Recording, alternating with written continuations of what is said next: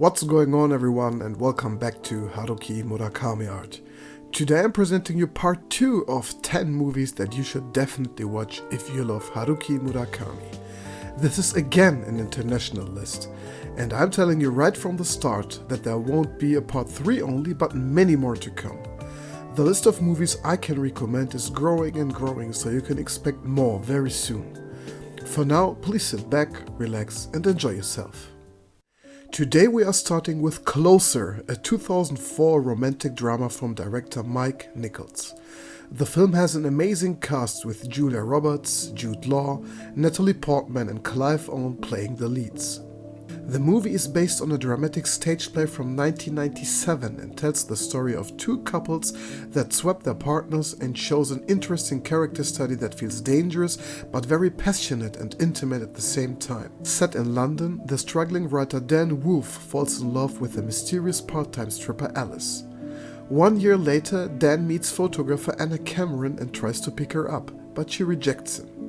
In revenge, Dan sets Anna up for an embarrassing encounter with a sex-addicted Larry Gray, but the two end up seeing each other. Then, another year later, Dan and Anna begin an affair on their own, and relationships between the four collapse.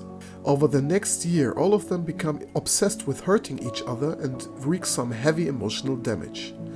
If you love Murakami's works that center around love stories and affairs, you should definitely watch Closer. You're here a lot, but you never talk to anyone. I don't really know anybody.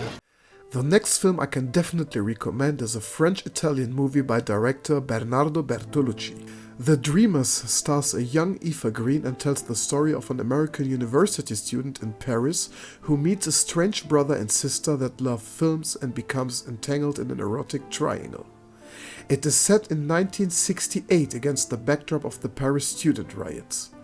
While it does not share the sad tone of Norwegian Wood, you'll get a similar vibe and an interesting take on the students that stand up in the riots and love talking about French films. It is also scandalous in a way, but the references on movies and the nudity could be straight from a Murakami book. We are now taking a look to Thailand and a film named Last Life in the Universe by director Pen Ek Ratanaruang.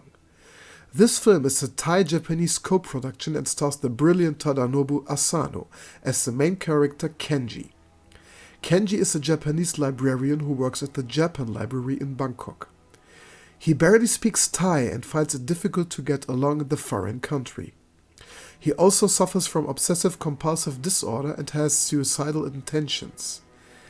Kenji meets the prostitute Nit in the library when she borrows a book from Yukio Mishima while wearing a flashy school uniform.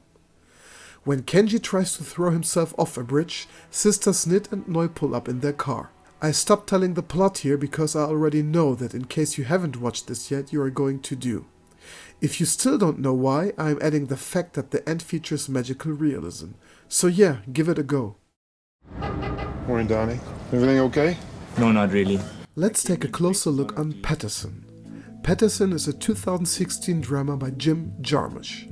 The film stars Adam Driver as a bus driver and poet named Paterson and Golshifteh Farahani as his wife who dreams of opening a cupcake business. The film shows 1 week in the life of Paterson. Every day is pretty much the same. Paterson gets up early and goes to work, where he listens patiently to everyone and, during pauses, writes poetry in his notebook. His wife, Laura, loves his poems and urges him to publish them. She also has her dreams, and so the film invites us to follow the week of this couple. Paterson is a silent, poetic and beautiful work.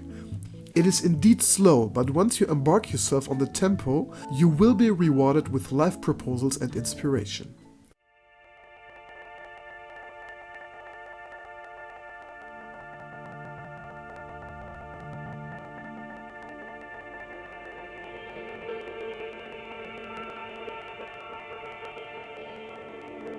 The next film is very famous among fans and critics, but not very well known in the mainstream, and therefore I will never stop recommending it to everybody.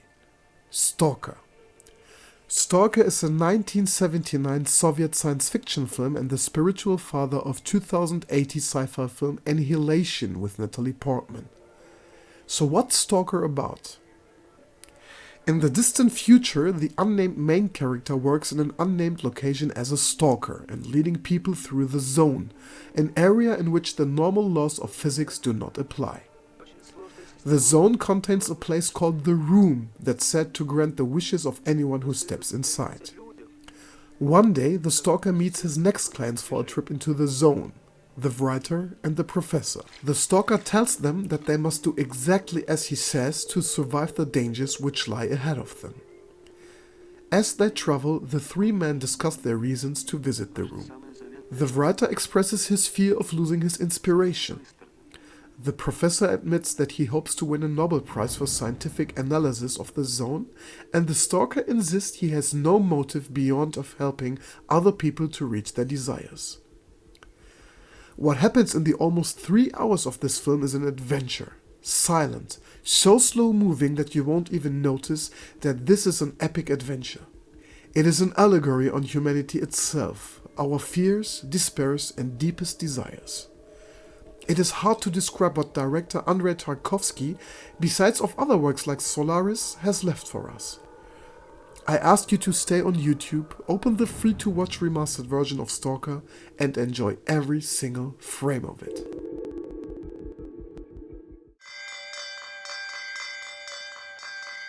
Let's stay a little bit dark and talk about Naked Lunch by David Cronenberg. Naked Lunch feels like a crazy drug frenzy and centers around Bill Lee, who lives in New York in the 50s and is a novelist without success. In order to survive, he also works as a pest controller. One day, he accidentally kills his wife and flees to an unreal place he calls the Interzone. There, he is haunted by strange creatures that he has made up in his schizophrenic mind. His typewriter mutates into an oversized insect that forces him to document his experiences for a mysterious organization. On the first look, Naked Lunch feels very confused and pointless, but once you manage to separate between real and surreal, you will enjoy these images and crazy stuff that is going on the screen. 片思いの女の子が転校してしまった。告白どころか一度も声を交わしたことさえなかったことを。In 2004, Japanese director Katsuhito Ishii has released The Taste of Tea, a film that shows the life of the Haruno family. Living north of Tokyo, each family member has to struggle with its own problems. Hajime is in his teenage years and desires a girl. His little sister Sashiko is followed by a huge copy of herself. Their mother Yoshiko makes animes and is influenced by her father, while her husband Nobuo works as a therapist who is often embarrassed when his patients visit him. The Taste of Tea is so weird that you're gonna love it. It's full of comedy and sadness, just as life is. As the movie is very underrated, you will go into this with low expectations and go out with a feeling that lets you put it onto the top list of your favorite movies. It features magical realism, a beautiful setting, and great actors. Everything that you as a Harukist need.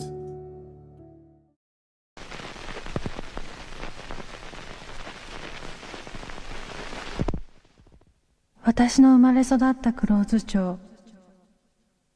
これからお話しするのは、この町で起こった奇妙な話の数々です。The tone of this list is already quite dark, but I have to add this film as well. Uzumaki. Shot in 2000, this Japanese horror film is one of the most mentally exhausting movies ever. Uzumaki tells the story of a small village that becomes consumed by a madness related to spirals. Of course, a horror film has to be scary, and Uzumaki is indeed scary, but I think that it is more weird than scary. The film has been criticized by both fans and critics, but I think that the images speak for itself.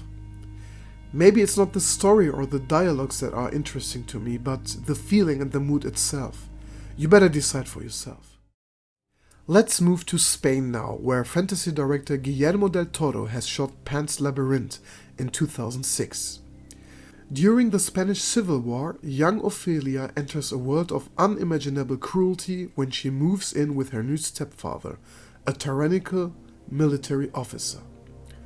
Armed with only her imagination, Ophelia discovers a mysterious labyrinth and meets a faun who sets her on a path to saving herself and her ailing mother. But soon the lines between fantasy and reality begin to blur, and before Ophelia can turn back, she finds herself at the center of a ferocious battle between good and evil. This movie is, just like Murakami's books, a fairy tale for adults. Despite the fact that the main character is a child, this movie is dark and bloody. The creatures, the soundtrack and also the effects are both excellent and a piece of art.